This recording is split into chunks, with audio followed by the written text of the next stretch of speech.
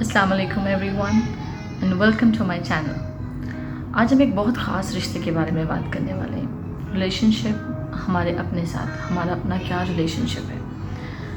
अपने साथ रिलेशनशिप रखना, इसको मेंटेन करना, ये उतना ही ज़रूरी है जितना किसी और के साथ रिलेशनशिप आपका होता है। आपके अपनों के साथ, मे बी आपके पेरेंट्स के साथ, आपके स्पाउस के साथ, आपके बच्चों के साथ, इन दोस्तों के साथ। कुछ रिक्वायरमेंट्स हैं, कुछ सवालात हैं जो कि आपको खुद से पूछने चाहिए। एक एनालिसिस है ताकि आप वो करें और फिर आपको अंदाज़ा हो कि क्या रिश्ता है आपका आपके अपने साथ और कितना अच्छा रिलेशनशिप है और कितना आप खुद को जानते हैं। अब अपनी बात करें तो हम टॉक अबाउट सेल्फ, तो सेल्फ है क्या। Explaining self in itself is as it's like biting your own teeth, कि तकरीबन नामुमकिन काम है। अब खुद को कैसे आप समझाएं कि सेल्फ क्या है। टू नो वन सेल्फ, अपना पर्पस लाइफ का आपका क्या है, ये सब कुछ जानना आई थिंक यही है। एक I read somewhere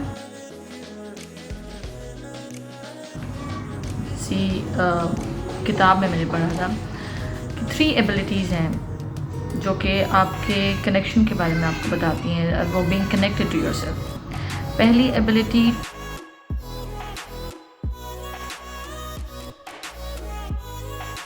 to turn inward, अपने अंदर झांकना। सबसे इम्पॉर्टेंट कि आप खुद के अंदर झांकिए, खुद को जानें, and then you try to understand कि what is important. And mostly people don't do that. अक्सर लोग सेल्फ टॉक नहीं करते, खुद से बात नहीं करते, खुद के लिए टाइम नहीं निकाल पाते। आइडेंटिटी, उसके बाद इंटरपर्सनल स्किल्स, आप जिस वक्त, जिस टाइम और स्पेस में जहाँ पे मौजूद हैं, वहाँ पे आपका क्या इफ़ेक्ट है, क्या लोग आपको किस तरह से जानते हैं और क्या इफ़ेक्ट है।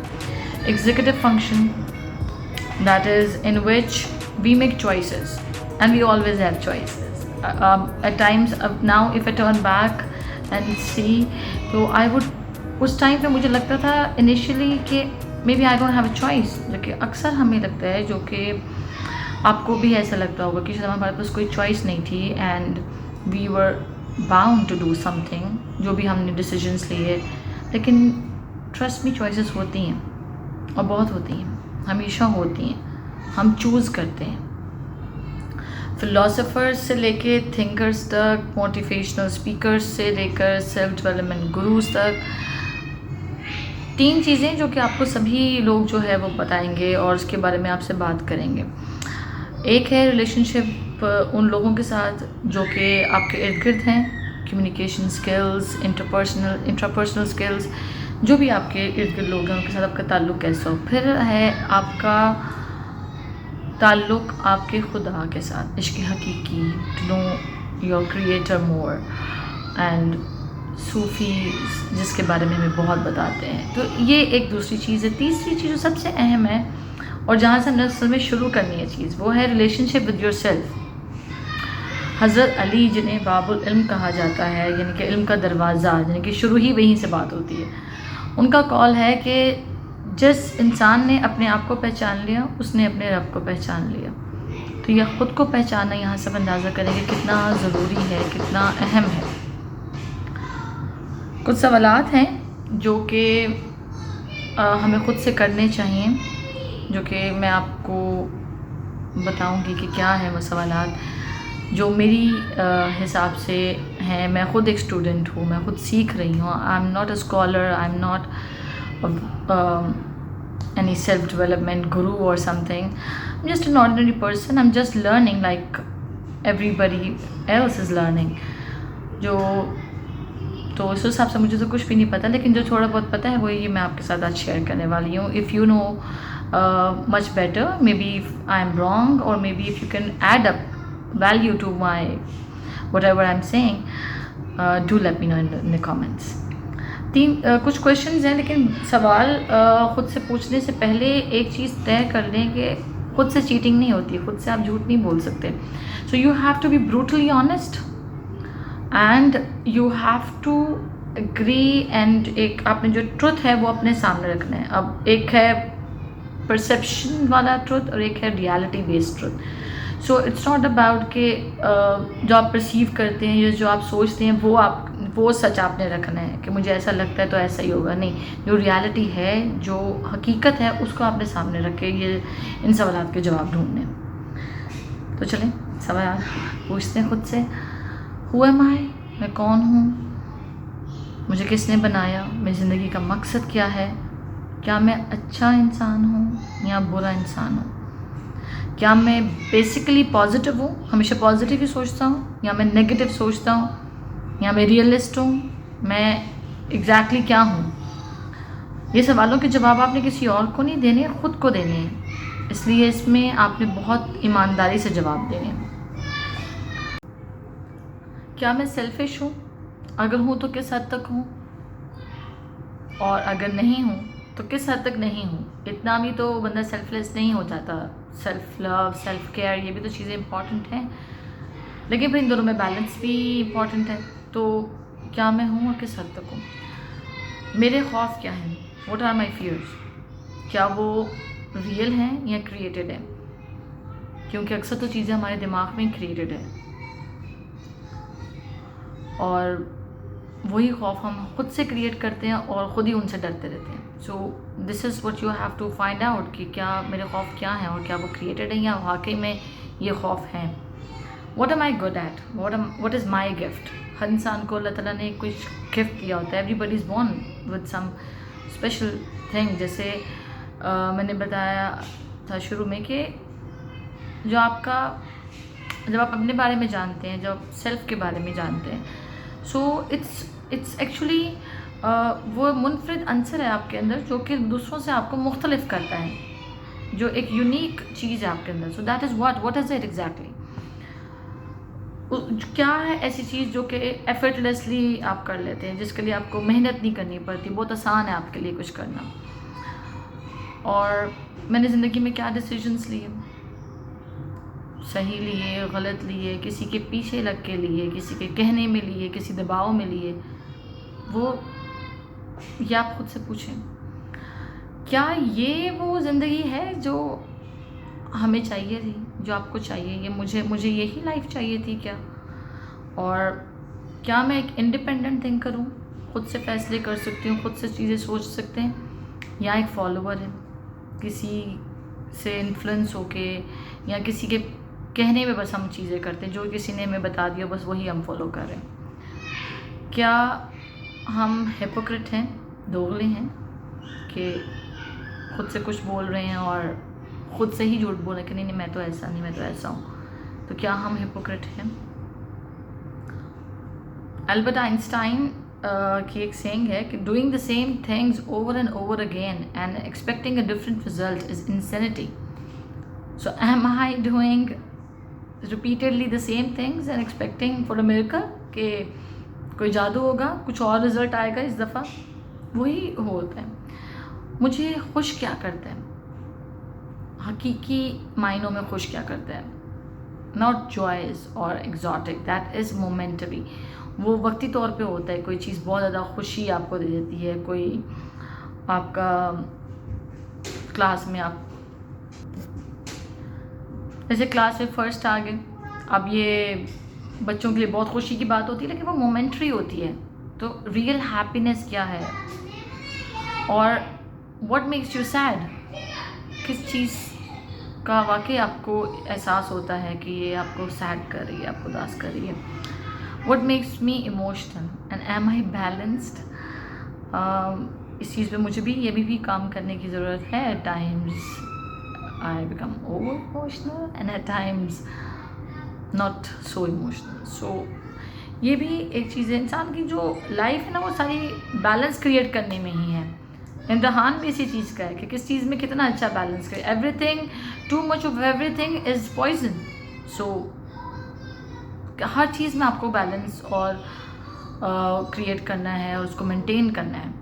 तो इमोशनल आप कैसे हैं, क्या उसके ऊपर आप काम करते हैं। अगर आप नहीं हैं, I try to work on it at times. और यही है कि आप कितने जज्बाती हो जाते हैं किसी भी फैसले को लेकर और क्या करते हैं।